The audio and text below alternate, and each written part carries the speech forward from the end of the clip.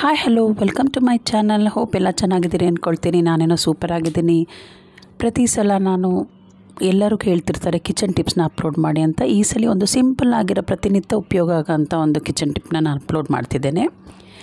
ನೀವೆಲ್ಲ ಗೊತ್ತೇ ಇರ್ಬೋದು, ಸರ್ವೇ ಸಾಮಾನ್ಯ ನಾವು ಎಮರ್ಜೆನ್ಸಿ ಅಂದಾಗ ನಾವು ಹಾಲನ್ನು ಪ್ಯಾಕೆಟ್ ತರ್ತೀವಿ. ಈ ಥರ ನಂದಿನಿ ಆಗಲಿ ಅಮೂಲ್ ಆಗಲಿ ನಾವು ತಂದ ತಕ್ಷಣ ಹಂಗೆ ಕಟ್ ಮಾಡಿ ಹಾಕಿಬಿಟ್ರೆ ಚೆನ್ನಾಗಿರಲ್ಲ. ಈ ಥರ ಚೆನ್ನಾಗಿ ಶೇಕ್ ಮಾಡಿದಾಗ ಮೊದಲು ನಾವು ಸಿಲುಪ್ತಿದ್ವಿ ಅಂತಲ್ಲ, ಆ ಥರ ಸಿಲುಬ್ದಷ್ಟು ಎಫೆಕ್ಟ್ ಬರುತ್ತೆ. ನೋಡಿ, ನಾನಿವಾಗ ಚೆನ್ನಾಗಿ ಅದನ್ನು ಅಟ್ಲೀಸ್ಟ್ ಒಂದು 30 to 40 ಸೆಕೆಂಡ್ಸ್ ಚೆನ್ನಾಗಿ ಕುಲುಕಿದ್ರೆ ಒಳ್ಳೆಯದು.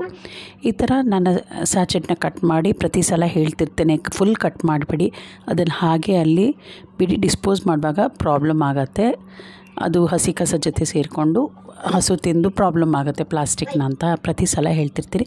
ನೋಡಿ, ಈ ಥರ ಮಾಡೋದ್ರಿಂದ ಎಷ್ಟು ಕ್ರೀಮಿ ಟೆಕ್ಸ್ಚರ್ ಬರುತ್ತಲ್ಲ.